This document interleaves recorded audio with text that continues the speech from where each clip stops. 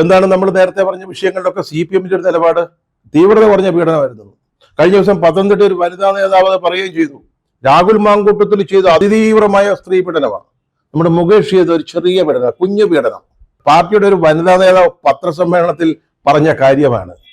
ഇത് തന്നെയല്ലേ CPM-ന്റെ മറ്റു നേതാക്കളും പറഞ്ഞുകൊണ്ടിരുന്നത്? CPM-ന്റെ ക്യാപ്സ്യൂളല്ലേ ഇത്? തീവ്ര പീഡനം, തീവ്രത കുറഞ്ഞ പീഡനം എന്നുള്ളത്. ഇനി ലൈംഗിക സ്വഭാവമുള്ള ആക്ഷേപങ്ങൾ വിടാം. ശബരിമല സ്വർണ്ണ കവർച്ച, ഇതുപോലെ സംഭവം കേരളത്തിൽ ഉണ്ടായിട്ടുണ്ടോ?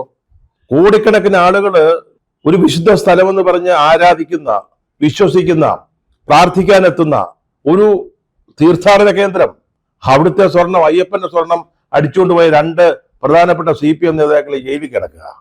അപ്പൊ എന്തുവാണ് നമ്മുടെ ഗോവിന്ദമാഷ് പറഞ്ഞത്? ജയിലിൽ കിടക്കുന്നവരെ എങ്ങനെയാണ് പാർട്ടിയിൽ നിന്ന് പുറത്താക്കുക? അറസ്റ്റിൽ നിന്ന് രക്ഷപ്പെടാൻ ഒളിവിൽ കഴിയുന്ന രാഹുൽ മാങ്കൂട്ടത്തിനെതിരെ അദ്ദേഹത്തിന്റെ ജാമ്യ ഹർജി തള്ളിയ ഉടനെ തന്നെ നടപടിയെടുക്കാൻ കോൺഗ്രസിന് സാധിച്ചു. പക്ഷെ പത്മകുമാറിനും വാസുവിനെതിരായിട്ട് നടപടികൾ എടുക്കുമ്പോൾ അങ്ങനെ തീരുമാനിക്കാൻ കൈകളൊന്ന് വിറയ്ക്കും. അതാണ് പ്രശ്നം.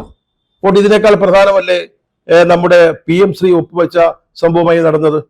എന്താണ് PM ശ്രീ സംഭവം എന്താണെന്ന് നമുക്ക് എല്ലാവർക്കും അറിയാം.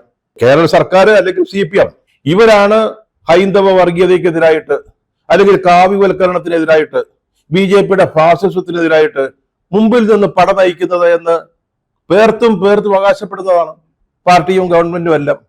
പക്ഷെ PM ശ്രീ വന്നപ്പോൾ, അതായത് വിദ്യാഭ്യാസത്തെ കാവ്യവൽക്കരിക്കാനുള്ള BJP-യുടെ ഈ അജണ്ട നടപ്പാക്കുന്ന PM ശ്രീ അത് വന്നപ്പോൾ ഒപ്പുവെച്ചു.